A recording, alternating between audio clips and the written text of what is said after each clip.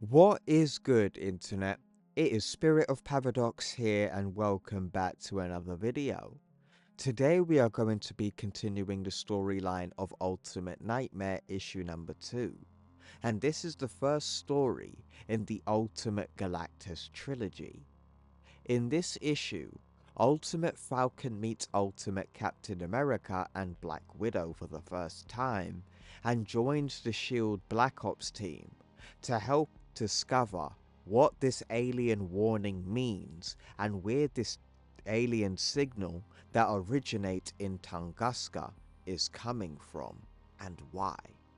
If you guys are fans of the Ultimate Universe, this is the channel you want to be on. We cover the original and the new on the channel, so make sure you drop a like and subscribe. Let's begin.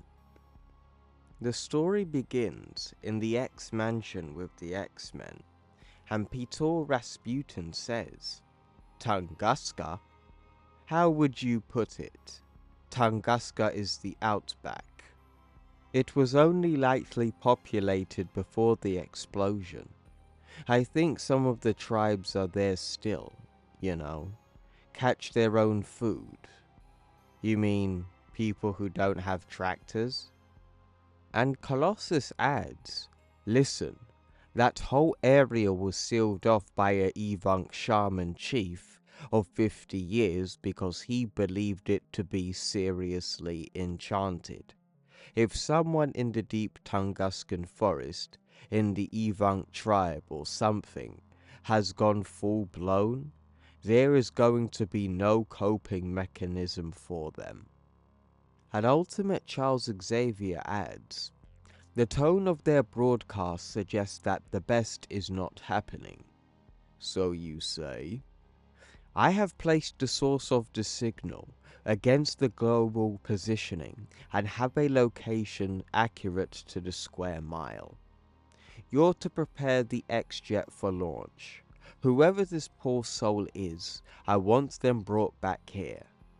They deserve more than, at best, being able to tell where the good fish are.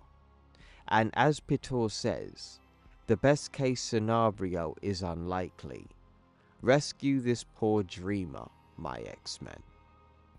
In the next page, we continue with Sam Wilson, aka Ultimate Falcon, and here we see a chopper of soldiers that are here to pick him up, as we remember from last issue. We're on site, sir, but there is no sign of Wilson.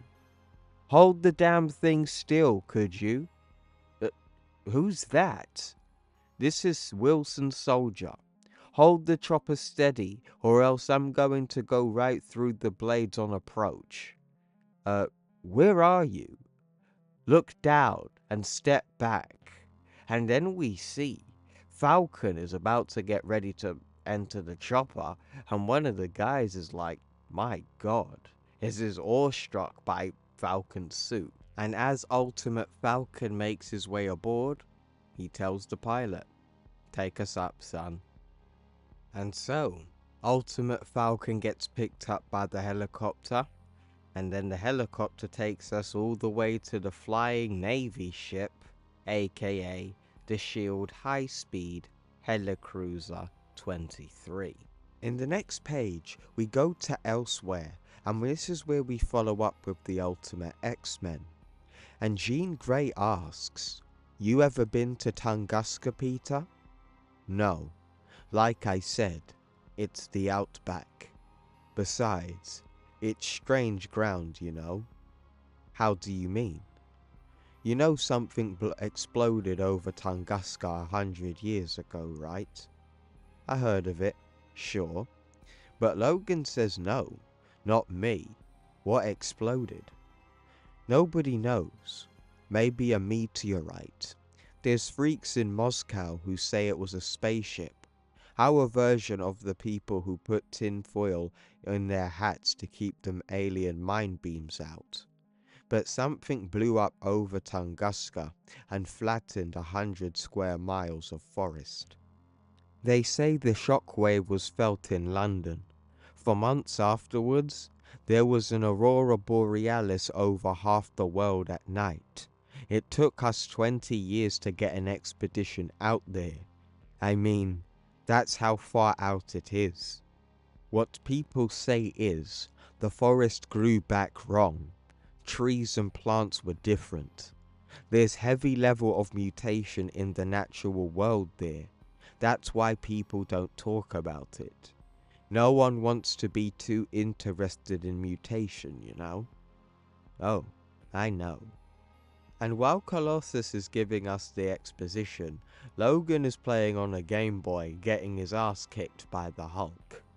Whatever exploded, and it went off like a nuke, it threw radiation everywhere. So after a few generations, a mutant broadcasting out of Tunguska, not outside of the realm of possibility. This was actually a little tease toward the origin of mutants in the original Ultimate Universe until Ultimate Origins came out and put this to bed. That's not what bugs me, says Logan. What bugs you, Logan? I mean, everything bugs you, but what's bugging you right this second? What bugs me is that we ain't geniuses. As he stabs his claw through his Game Boy and says whatever we can figure out, someone else can figure out. What bugs me is that there is no way in hell we're the only ones taking a trip to the countryside, hinting that they're not the only ones trying to find the source of the signal in Tunguska. In the next page, we continue with Sam Wilson, and this is where he actually meets Captain America for the first time. Straight up here to the bridge, Mr. Wilson. Fury's here, waiting for you with the Captain, Mr. Wilson. The Captain? And when they make it to where they need to get to, Ultimate Nick Fury greets him and says, "Good to see you again, Sam." "Sir, I hate to be the one to break it to you, but you left the army, Sam. Force of habit, General, sir. You're a good boy. This is the rest of the team for this mission. Sam Wilson, meet codename Black Widow, our Russian specialist. And I guess you've heard about Captain America, right? Sir, stand at ease, son. Why'd you leave the armed forces? I felt like I had more to do in the world, sir. Nick Fury gets to the point and says, "Sam, let's get down to it. I want your take on this thing. Did Ops bring you up to speed?" "Your Ops people put the TV footage on my phone." "Yeah. How widespread is this thing?" "Widespread, Sam. And people are starting to freak out." "I'll bet. You couldn't design a better psychological warfare attack if you tried." "You think that's what it is?" "I think that's why you're mobilized, sir." "But no, I don't think it is. I think the effect is purely accidental, and Black Widow, do I have to call you that?" "You're not cleared for real names, Sam." "Nick?" Excuse me, General, but if I'm on a shield carrier for a Black Ops mission into the middle of Russia, I think I'm cleared for whatever I damn well please." And Fury just gives him that look like, "Boy, like, who the fuck do you think you're talking to?" And then like Sam gives him that look like, "Sir?" Natasha, do you think the Russian Secret Service have any funding for a stunt like this? No. At the height of the Cold War, they were limited to a sort of short-range radio microwave transmission. On the best day of our lives, General, we take control of every communications device on Earth. We're working on it. And Sam asks a very interesting question here. Has anyone talked to a psychic about this? Shield Side Division is down. Okay, so ignoring that, someone in the middle of nowhere has a technology no one's ever heard of, right? Right. And I bet you think Putin's acting like he's got no idea what's going on. Right. The Tungusian Tasia is no man's land, sir, and the Russians can barely keep their space launch bases open. What's happening here is outside the box. An Ultimate Black Widow adds, Mr. Wilson, I think it's important to bear in mind that Russian intelligence has always been boxes within boxes. It's entirely possible Putin doesn't know about this because he was never supposed to know. And Sam continues, No. Right. I believe him. In any case, this isn't a Psy war. Not a deliberate Psy war. What interests me is that these take form of messages from the dead. It's kind of why I was in the Amazon. Down there are people called tribal doctors, mystics, medicine men. They take this stuff called Ayaya Shakara, this awful muck that they brew up out of the vines and stuff. It's a psychedelic. They hallucinate all over the place, but it's their belief that the visions are actually another dimension. When you ask them why they take it, they say it's for working with the ancestors. They're necronauts. They travel in the place of the dead, and they bring back the messages from the afterlife. That's what these messages could be, you know. Messages from the afterlife. The dead have made a real-time contact with the living through primetime TV. There's a headline for you. They told me you were the scientist type, Mr. Wilson. What were you doing down in the jungle with the Lincoln Cloth Brigade? The dead appear on American TV all the time. I've seen game shows, says Black Widow. Do I call you Captain? Cap is fine. Cap, you're a machine. I'm a machine. Our parts are made out of water and meat and minerals, but we're walking pieces of engineering. Everything's a machine. Plants, everything. And Gap is giving him this weird look like, what the hell is this kid on about? When we eat a plant, we dismantle it, and junk what we don't want and plug what we want into our machine. What if these jungle drugs are machines we can ride? I'm a SHIELD retainer.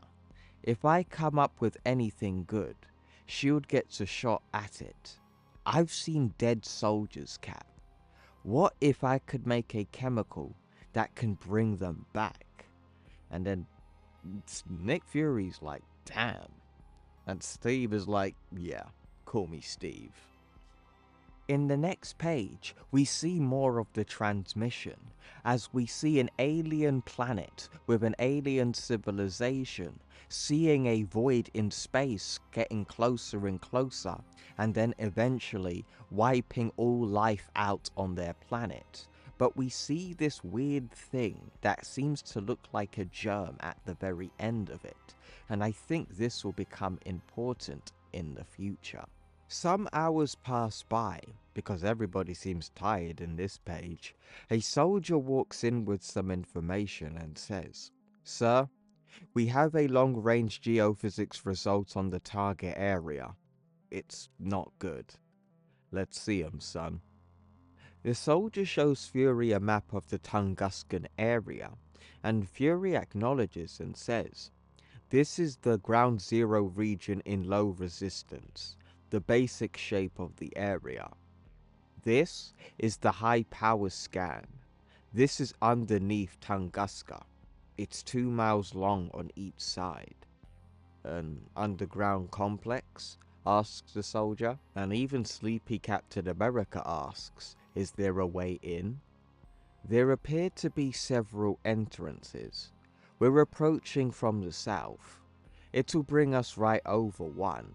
But sir, it gets worse. This is another 20 meters under the complex, sir. What are they? We got a radiological take. Best guess? We think they are nuclear landmines. Never heard of such a thing. The British developed one back in the 1950s, sir. It's entirely possible that the Russians obtained the specs. While Black Widow adds, almost certainly, we owned the British intelligence in the 1950s. What's the trigger? And the Shield soldier adds, provided the power packs on the trigger mechanisms haven't rotted out yet, probably a primitive form of radio frequency ID. The ops team advise radio silence when you go in, sir. Just in case. Just in case our radios accidentally trigger the nuclear landmines. Terrific, says Fury. Transmit all findings back to the Triskelion. Prep the trop up for drop, and saddle up, boys and girls, says Ultimate Nick Fury. As we move along into the story, we follow up back with the Ultimate X-Men. You see any settlements? We're pretty far north. I can take us south if need be. And Logan says to her, I'm running the cams, and whoa. What? Can you put us down anywhere around here? Why, what do you see? A bunker.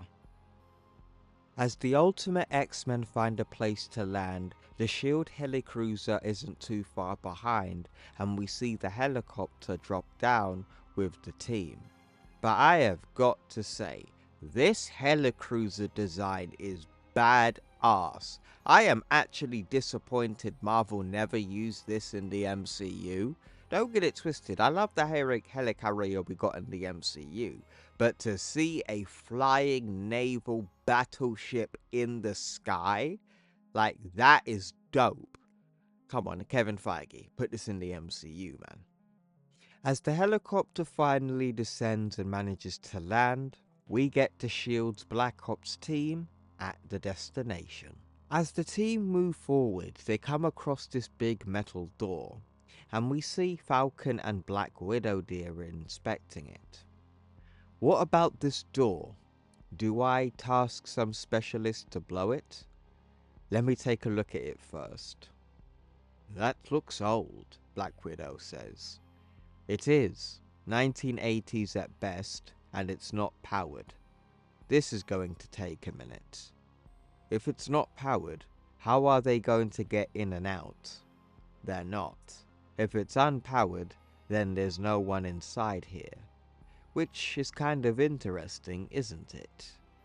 Ultimate Black Widow adds, if this was a government asset, things start to make sense. When things collapsed and people stopped getting paid, they just left their stations. It's entirely possible the staff just locked up the place and went home. A 2-digit code? Asks Black Widow. No, this is old. Typical Russian, if you don't mind me saying. An 80s keyboard stuck on a 60s computer system.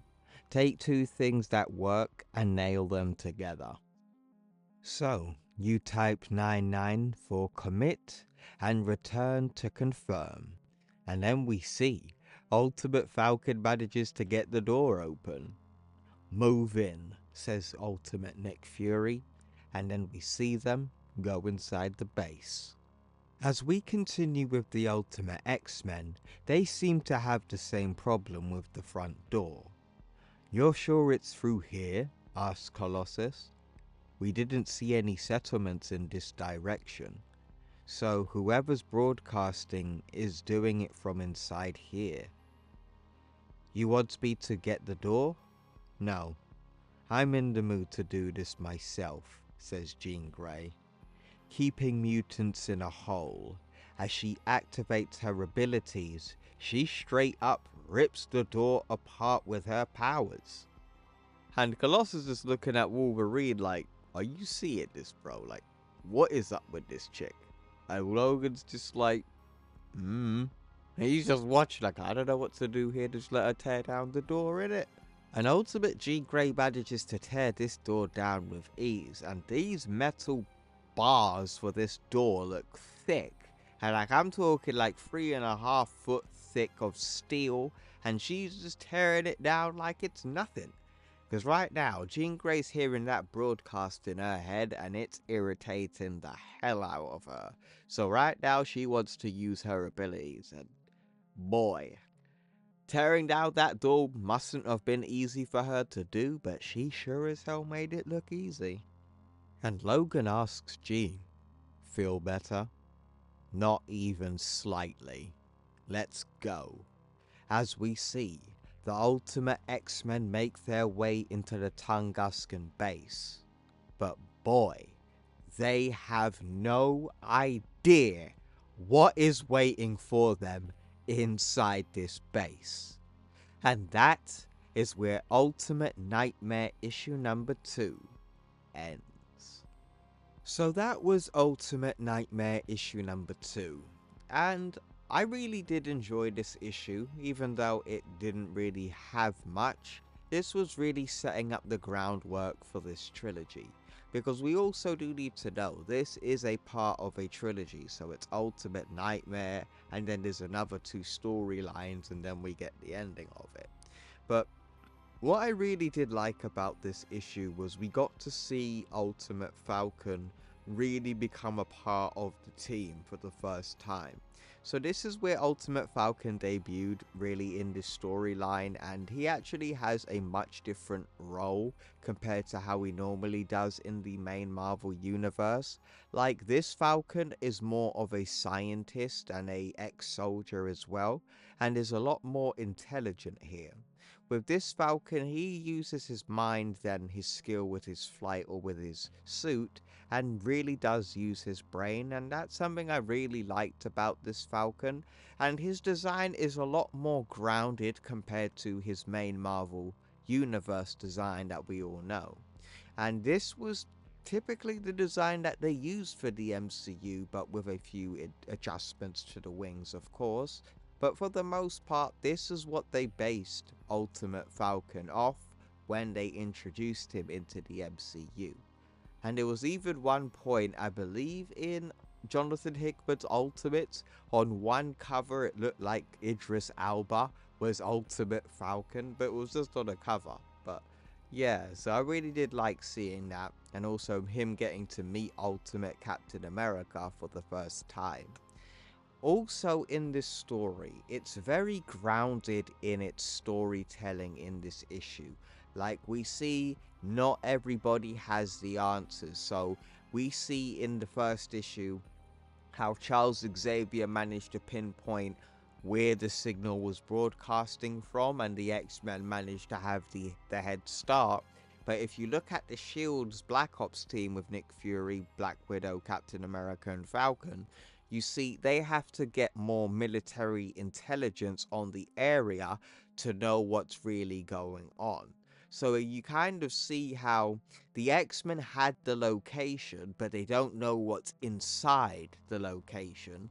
But the S.H.I.E.L.D. team knows what's in the location, but they didn't really know how to get there at first. So I really do like that one side has one thing over the other, but it's really gonna start going crazy in the next issue. If you guys have not read this story, it gets bonkers in the next one. One thing I didn't like, though, is this is a bit slow when it comes down to its storytelling, because like I said, this is a 3-part trilogy storyline, and it really does take its time in building up this plot that eventually concludes with Galactus. It does take a while, which I do think in some aspects can hinder the enjoyment, but if you're reading this all the way through, or in one go, I would say then yeah, it feels a lot more better. But overall, I really did enjoy this issue. I liked the artwork. That's one thing I do need to start talking about in my reviews at the ending of my videos, is artwork. So I did like the artwork in this, even though not a lot really happened. I would say it was very good, very serviceable. It felt very Ultimate Universe when I'm looking at the pages as well. And yeah, overall I enjoyed this issue. So let me know what you guys think in the comments below. Did you enjoy the video? Did you enjoy this comment or not? You know what to do in the comments. Make sure you drop a like and subscribe if you are new to the channel, and I will see you in the next one. Take care.